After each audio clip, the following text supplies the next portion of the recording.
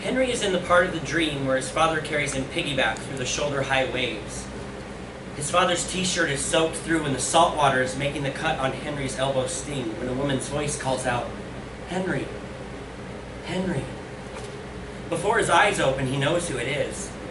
He can tell by the smell of her shampoo it's Alice. He'd been napping in the cafe around the corner from his apartment, the one open until midnight. "He just left," Alice says, sitting down at Henry's table, which is by the corner window. She does this fairly frequently, finds Henry, now a boy faced 31, somewhere in the neighborhood when she wants his advice. Once, when she needed to choose between 2 job offers, she searched the grocery store, 3 coffee shops, and 2 bars before discovering him seated with his eyes closed on the couch at the laundromat. Henry's been escaping into his dreams a lot lately. In movie theaters, or on buses, or subways, mainly in cafes or coffee shops, where he spends the bulk of his afternoons and evenings reading or working on one of his scripts. "He thanked me," she says with a pained smile. "Service is rendered, I guess." He stares at her blankly, then glances at his watch. "I'm sorry to bug you, but I really need you, Henry." She gives him the little girl pout, that one that often convinces him to give her rides or buy her dinner. "All right, then, when did he come over?" "Just after 9. Henry does the math. It's 11 now. Now that's efficiency. "It's not like that. He works in the emergency room and he has this ridiculous schedule. Anyway, I think I was insensitive to him." "How so?" "His dog died this morning. I guess that's a pretty big deal." "Yeah, I'd say so. I told him I was really sorry many times over. I don't know. I mean, how many times can you say, 'My God, that's awful, that's so sad'? I had a pretty traumatic run-in at work and I just kept it to myself." "Dogs are family members," Henry says. He gazes down at his screenplay, which is about a spy mission in Tunisia during World War II. He considers letting Alice read it, some bit, and then he remembers how badly that went last time. "He said it had a heart attack. Since when did dogs start having heart attacks?" I thought of a dog dressed like one of those overworked executives eating too many bacon cheeseburgers and keeling over. Henry looks at the other tables to see if anyone is hearing this. "I'm going to go back to my work here," he says. "Not just yet, Henry. I've got a deadline, but you were napping." "Napping?" She bites her lower lip and sighs. "Do you want to maybe grab a drink?" she says. He considers the offer.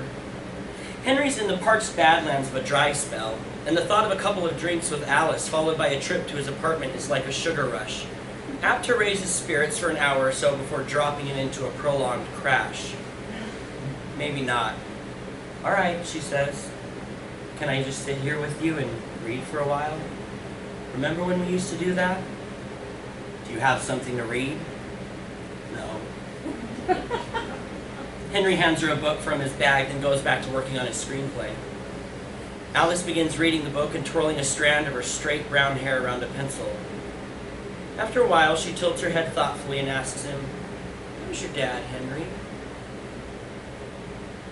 "He's good. I think about him all the time." Henry raises his eyebrows dubiously. "Let's go visit him this weekend, like we did that time, remember? When we went to the movies afterward?"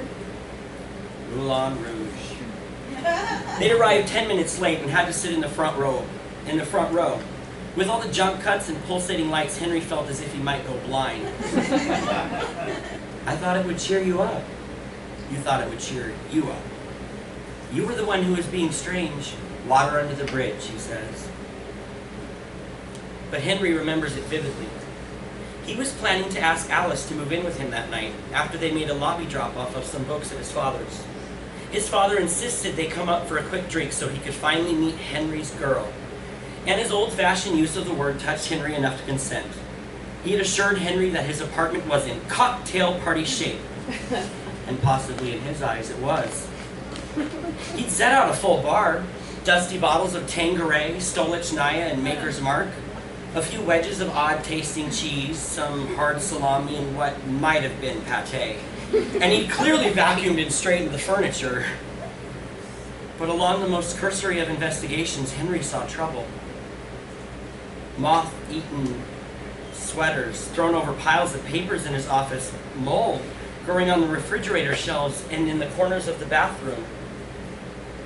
Until that night, it was possible for Henry to live in a state of suspended judgment about his father's circumstances. But now, through Alice's eyes, he saw every coffee stain, every carpet, every stray clump of rice on the kitchen stove as proof of his father's alarming decline.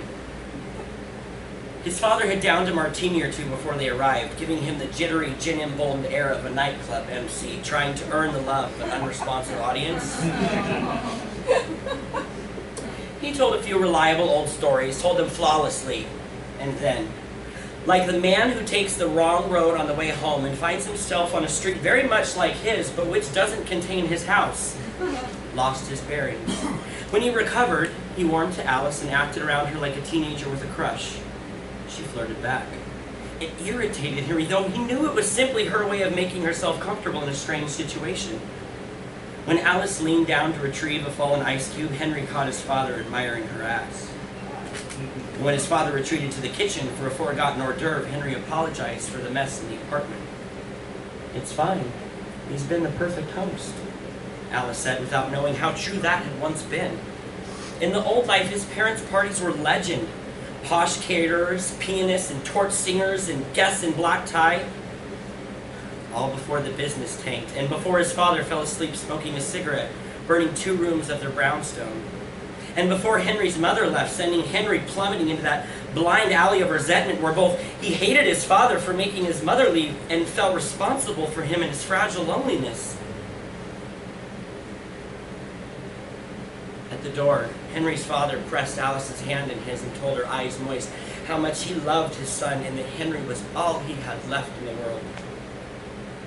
Then, perhaps losing his spot again, he apologized to them both about the fire and showed Alice the burn marks on his forearm and shin. "How often do you see him?" she asked. "Once a month, maybe." The truth was like more once a week. "I really like him," she said, then added, "He's different from what I expected." "How so?" Henry asked, but he knew. Henry had gone to Blue Blazer private school and his father lived on a nice Upper East Side block. She'd been imagining luxury, or at least a semblance of order. "You look like him, you know." Henry peered at his reflection in a shop window. He looked much more like his mother, he thought. She said a few more nice things about his father, about his sense of humor, and his first edition books she found on his shelves, but Henry wasn't listening. "I think we should move in together," he said. She ran her finger down his sideburn as though he were an injured pet. "There's an idea," she said. Alice heads up to the counter now and orders a glass of wine and an espresso for Henry so that he will stay awake with her. It is in this cafe that the two of them first met. It was after they both attended a screening at NYU where Henry once taught a class for a former teacher of his who had pneumonia. Alice and a friend were talking about films in general, and Henry offered them a few well-honed observations about Otto Preminger and John Cassavetes. Alice had long legs, ringlets of brown hair and alabaster skin with 6 small earrings circling one ear, and a little too much mascara around her large brown eyes. She seemed quite interested in Henry's opinions and countered with a few provoking ones of her own. She was slightly younger than him, 25 or so, and she had seen most of the movies Henry's cherished and had read many of his favorite books. Before long, they were spending entire weekends at Alice's place, staying up until 4, watching films Henry brought from his part-time job at the film archive, or just messing around and waking at noon. Some nights they'd hit a party thrown by one of Alice's friends, but they rarely stayed long. And sometimes, after a cocktail or two, they'd sneak off to a back bedroom, or a bathroom, or a stairwell. They learned how to keep their voices down and their eyes open, and were caught only once by someone who was too high to care. One night as they entered a restaurant for late night supper, Alice, in a tight satin t-shirt and narrow black skirt, hair pulled back in a spiky bun, Henry lazily self-assured in the tan suede shirt Alice picked out for him, Alice's hand in his rear jeans pocket. He paused to imagine what they must look like in their just fucked bliss, like the kind of people you die to be.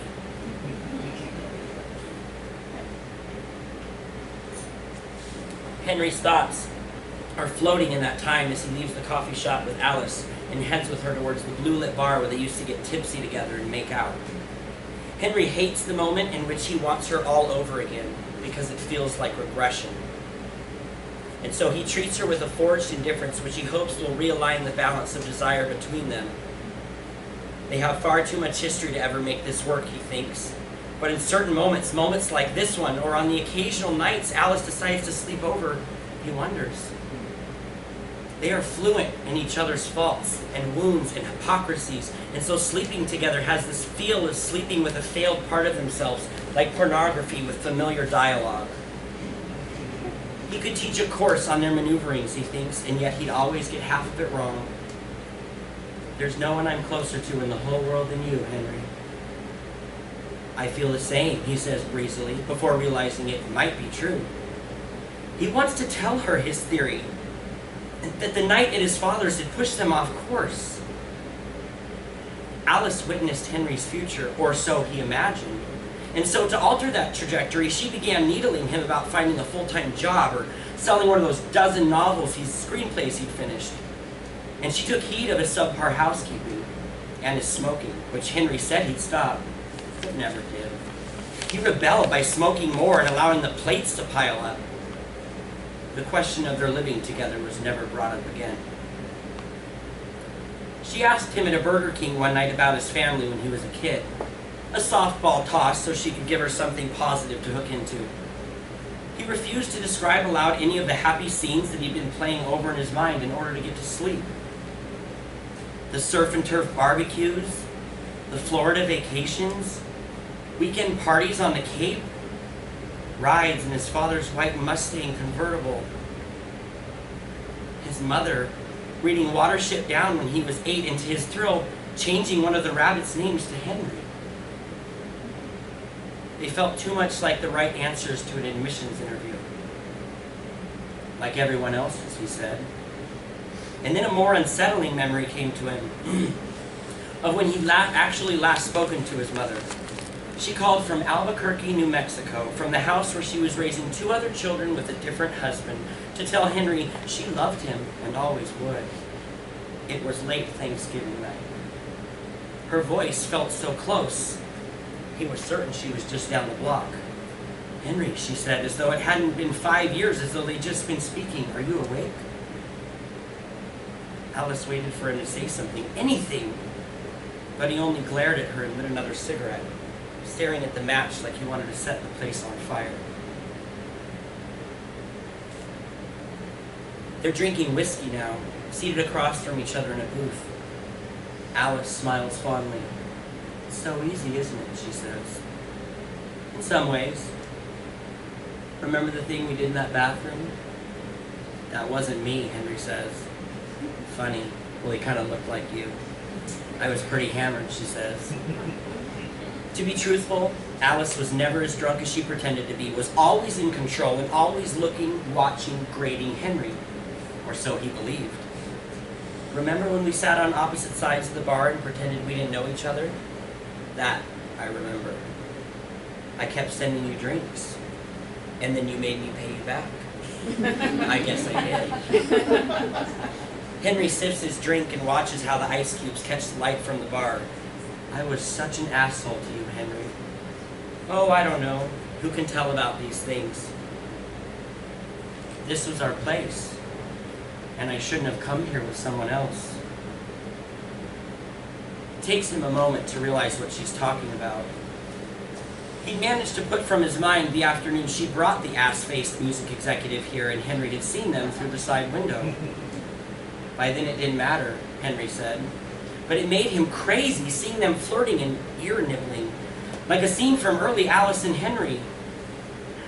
He got wasted at a dive down the block and then shattered the window of a block Saab 93, the model of the car he'd seen the date and Alice riding in the weekend before. He used a rusted metal folding chair someone left on the street. Utterly senseless, especially since the car Alice's guy owned was blue. Alice leads toward Henry now and runs her hand from his temple across the back of his head. Her index finger brushes a lock of hair behind his ear. He feels very sleepy. She pulls his face to her and kisses his cheek. "Let's go back to your place," she says. On their walk to Henry's apartment, he thinks again of his father, and how rather than dismissing Alice's concerns about his father, it might be better to tell her the chronology of events since that awkward visit. How Henry had put him in a managed care facility, and how his father had become paranoid and frightened. But for how 5 full hours on his 65th birthday, his father had been himself at 40. And how he and Henry had laughed and reminisced together like lost best friends. Alice and Henry hold hands up the stairs as they enter Henry's clean apartment. It crosses his mind that maybe they could try things again because it was easy in a way. They sit on his bed and kiss, and then slip beneath the white down quilt. Alice asks him, "You don't think he's a lost cause, do you?" "I haven't given up on him," he says. From her confused silence, he realizes she isn't talking about his father. It stumps him for a moment, and then he remembers. "Oh, right," Henry says. "He'll come back." Weird place to bring it up, I know, but I kind of like him. I didn't mean to be rude to him. And then neither of them say anything for a while. She places her arm across his chest. "You're so good for me, Henry," she says. "You really are." He feels very tired and then very cynical, like someone who buys a car and then learns the engine is dead. He turns into his pillow then and lets his eyes close. After a while, he hears the softly whispering his name. "Henry, Henry." "What?"